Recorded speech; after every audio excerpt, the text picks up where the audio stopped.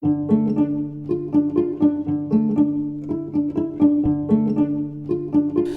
my name is Vaclav Klaus, and I was born in 1941 in Prague, in the moment when we were occupied by Germany. It was not Czechoslovakia at that time, but Protectorate Böhmen und Mähren, Czechia and Moravia. So that's my beginning. The communism came to my country when I was 6 years old. In February 1948, that was the famous communist putsch, and I just started to attend school. So I spent the first year of communism, I would say the worst years as regards the degree of repression and the trials and people being killed and so on. I spent as a 6, 7, 8 years old boy. So when I started to get some position to judge myself, it was already at the end of the 1950s, I would say, where I was at the high school, and especially when I started to attend the Prague School of Economics, the economic university. So that was already the beginning of being aware of what is going on. And I happened to have, as basketball player, I happened to have many good friends 10 years older than me in our basketball team, and we discussed a lot of things. So that was the moment when I started to look very critically at the communist regime. I must say that the family context was for me relatively simple. My parents lived in the moment of the Nazi occupation in Czechoslovakia, and they felt being liberated by the Red Army in Prague in May 1945. So they belong to the generation which did not aggressively oppose the first year. That's my feeling. But I didn't have a problem at home with my views, fighting the father, and as you know, normally in a family. But that I would say that my real education about communism came intellectually when I started to read and to listen, and that was the beginning for me. And I happened to have a good opportunity to live in the very unique Czechoslovak or Czech 1960s. I just completed my university studies and became a researcher in the Institute of Economics of the Czechoslovak Academy of Sciences, where the whole famous Czechoslovak economic reform of the 1960s was produced by an older generation than me, who just came there. Nevertheless, that was a very unique moment for my education, for getting a chance to read all the famous authors. So this is the moment when I discovered names like Mises and Hayek and Milton Friedman and all of them.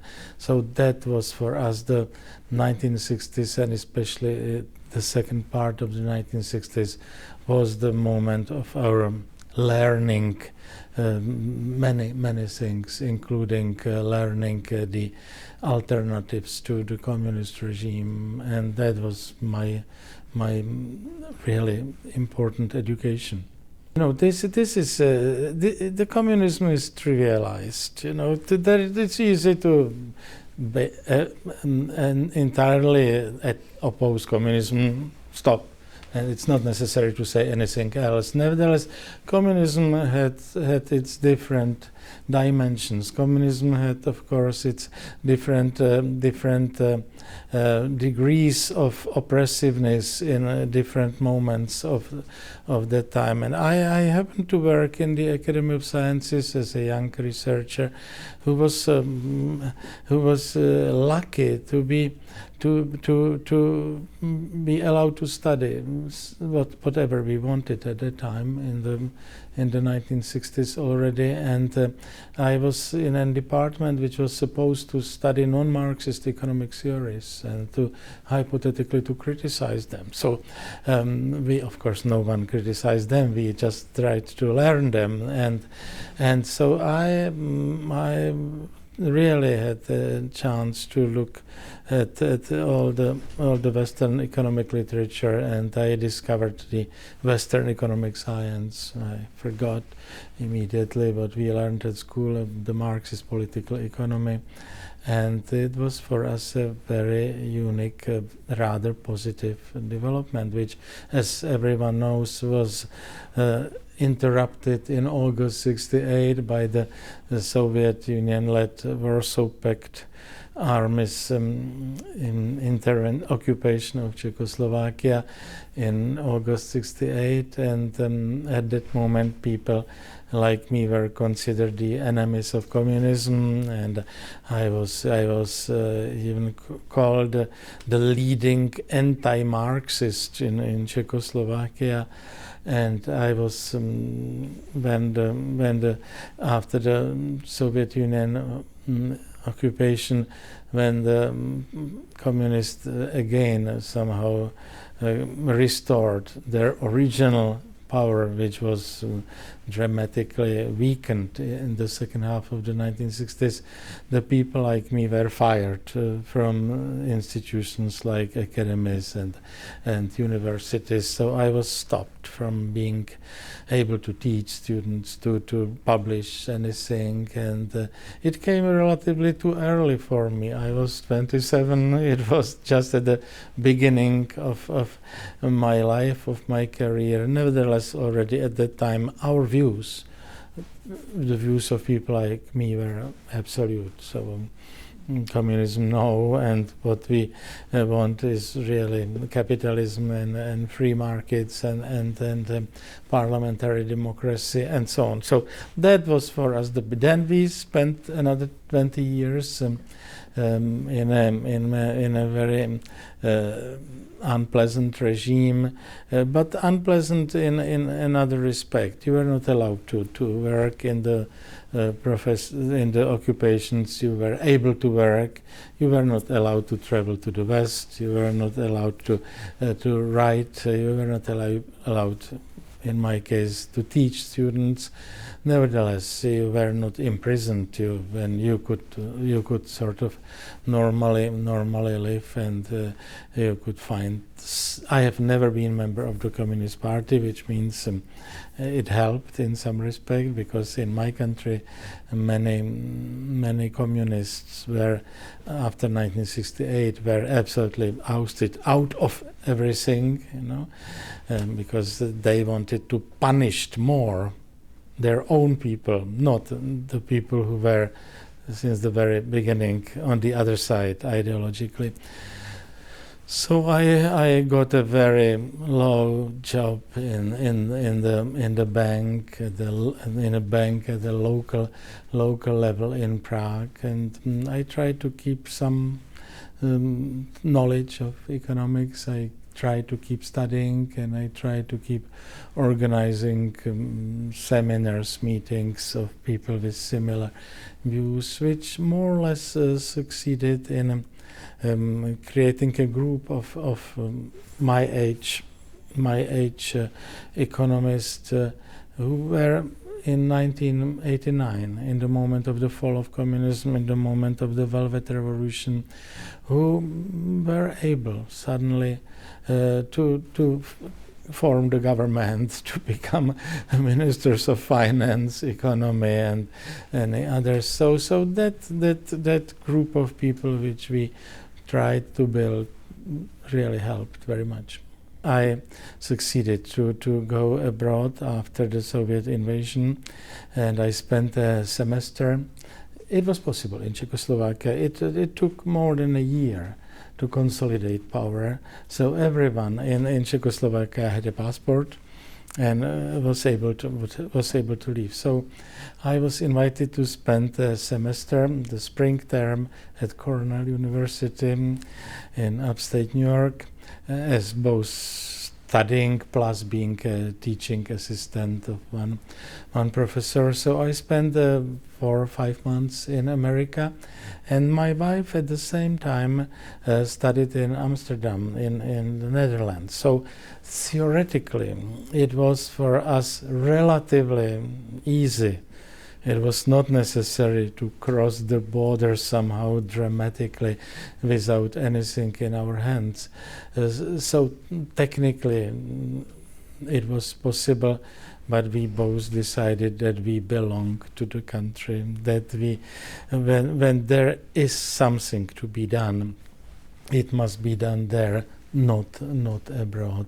And I am absolutely sure that it was a correct decision. I am absolutely sure that I would not have been able to do what I did since the moment of the fall of communism without being part of the country, part of the story, without living there, because all those who left the country, spent 20, 30 years abroad, usually were missing the elementary understanding of the country, of the historical processes, and that was wrong. So I am absolutely sure I couldn't be the president of the country, prime minister, political leader, minister of finance, just being quite hopefully useful and successful professor at another American university. I'm absolutely sure that it was a correct decision to be there. I have already, my family has already a controlled experiment. My sister, 2 years younger than me, left Czechoslovakia in August '68, and since that time lives in Switzerland. My wife's sister left Czechoslovakia and lives since that time in Australia. Both of them have 3 children. I think that we were able to compare the achievements of the relative achievements of the children, and I must say that the traditionally, relatively very good educational system traditionally in Czechoslovakia, starting in the 19th century or 18th century already, I would argue that my children, even in the communist Czechoslovakia, were better educated than my sister's children in Switzerland and my wife's sister's children in Australia. So this was not the problem. The children got a very clear ideological message, and I must say that I remember I once returned during the summer to our cottage out of Prague, or summer house or something like that, where my wife was with our 2 children, and my older son at the end of 12 read George Orwell's 1984, and during the summer holidays at the end of 12, and I remember I returned after the whole work week, for a weekend there, and I discovered that my son made drawings all over the place, on 20 places in the place, with the face of a man, and with the famous slogan, "Big Brother is watching you," and he wrote it in Czech, English, German, Russian, and put it all over the place, which means I have to argue that it was easily possible to teach the children how to think, what to think about the country and about the political system. Again, it's necessary to differentiate different moments of history. In the first half of the 1950s, it was probably different, but I would say that in the 70s and 80s, when communism was already old, weak, sort of soft, not ready to fight, and another story which belongs to such a debate. In the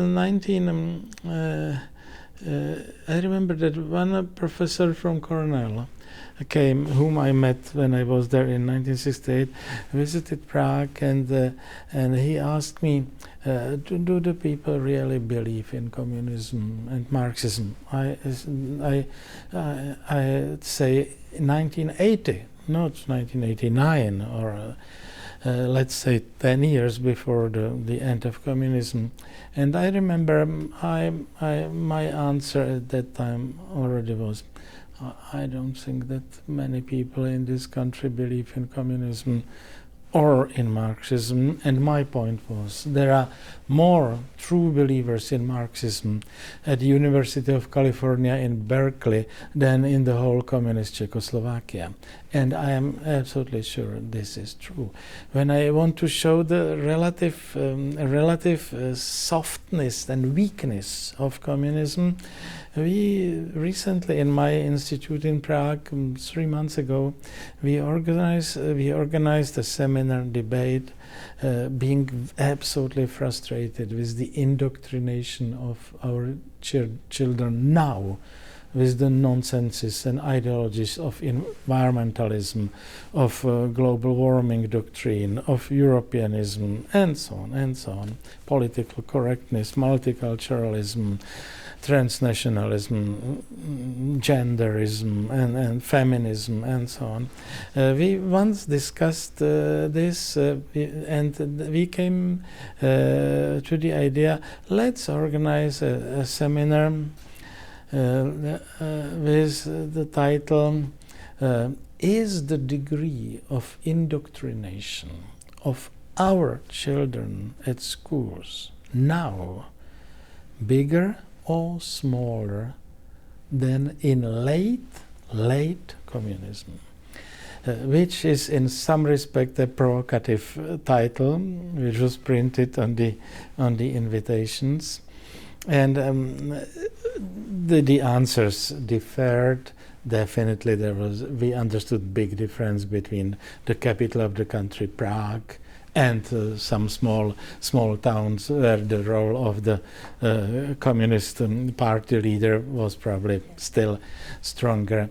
Nevertheless, the majority of the people attending that meeting said that yes, the indoctrination of the dangerous, I would say, the dangerous indoctrination of the children now is worse than in the last days of already more and more weakened communism. A very good point. You mentioned the very useful term family, and we, while discussing this issue, we came to the point of the role of family, and but in maybe for you surprising angle, for surprising perspective. There was a very solid, I would say, prevailing argument in the debate that in the past, in the communist past, the families were the crucial mechanism for defending children against the official indoctrination. Whereas now, the families cease to play such a role. You know, I don't think that the parents fight with the children in California about the nonsenses of global warming. You know, so I am afraid that or at least that was we were not voting at that discussion, but the majority feeling was that we lost the defense originally coming from the parents, from the families. That's one of the protecting belts, to put it that way, more or less disappeared or has been weakened day by day with the genderism and the political correctness and all of them. So on the one hand, I spent most of my life in communism, and definitely my life could have been much better incomparably better without that. Nevertheless, I belong to those people who say we should never forget communism. We should never marginalize its deeds and all the tragedies. But don't forget that there are new isms, that communism is now hidden in the different clothes. He is in disguise.